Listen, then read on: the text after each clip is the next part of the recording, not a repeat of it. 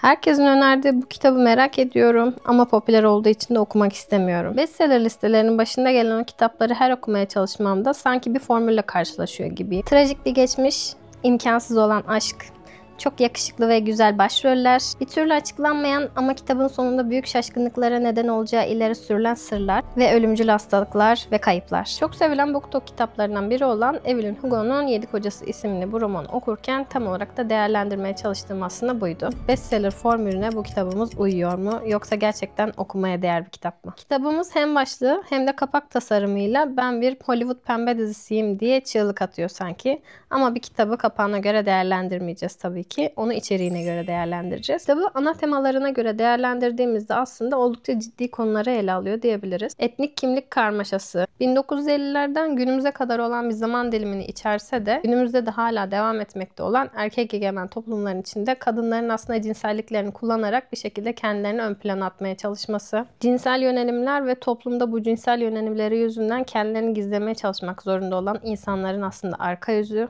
terminal hastalıkların ciddiyeti ve kayıplar gibi aslında ağır konuları içeriyor. Kitabımız 400 küsür sayfa. Ana temalar iki ana kadın karakterin üstünden anlatılmaya çalışılıyor. Kadın karakterleri ilk 100 sayfaya kadar bir türlü tanıyamadık. Onların kırılganlıklarını göremedik ve kırılgan yönlerini görsek de bunlar çok kötü bir üslupla anlatıldığı için, yani sanki böyle eski Amerikan dublajlı filmleri izliyormuş gibi klişe replikler kullanılarak anlatıldığı için aralarındaki konuşmalar, maalesef onlarla bir türlü empati kuramadım. Akıcılığı yönünde bir sıkıntı olmasa da yüzeysel kalan karakterlerin aslında ne yapacaklarını az çok tahmin edebiliyorsunuz ve bu da merak öğesini uyandırmıyor. Sadece artık kitabın sonuna gelmek için çabalamaya çalışıyorsunuz. Kayıplar, hastalıklar ve gözyaşı döktüren sahneler var. Ağladığımı inkar edemem. Ama duygusal sahnelere çok fazla reaksiyon veren biri olduğum için beni referans almanız uygun da olmayabilir. Kitabın kırılma sahnesi olan ana karakterimizin cinsel yönelimin açıklandığı sahnede oldukça başlardaydı.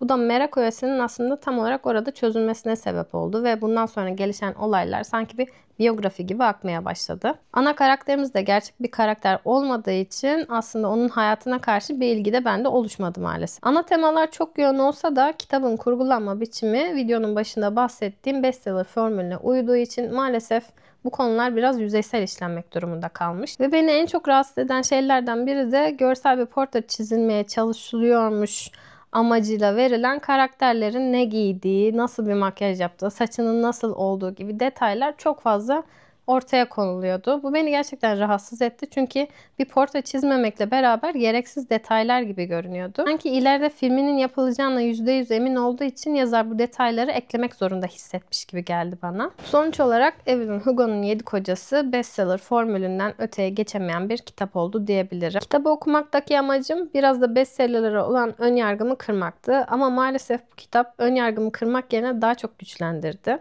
Tabii bunun beni durdurmasına izin vermeyeceğim ve başka bir kitabı daha okuyacağım. Bir sonraki bestseller okuması denemem ise Maggie O'Farrell'ın Hamlet ile olacak. Umarım formüle uymayan bir kitap olur diye düşünüyorum. Bestseller okumak tabii ki de kötü değil ama daha fazlasını arayanlar için sadece edebiyatın kapısından bir giriş olarak görülebilir diye düşünüyorum. Siz bestsellerler hakkında ne düşünüyorsunuz? Sadece bir gözyaşı formülü mü yoksa okunmaya gerçekten değer bir edebiyat ürünü mü? İzlediğiniz için teşekkür ederim. Kendinize iyi bakın.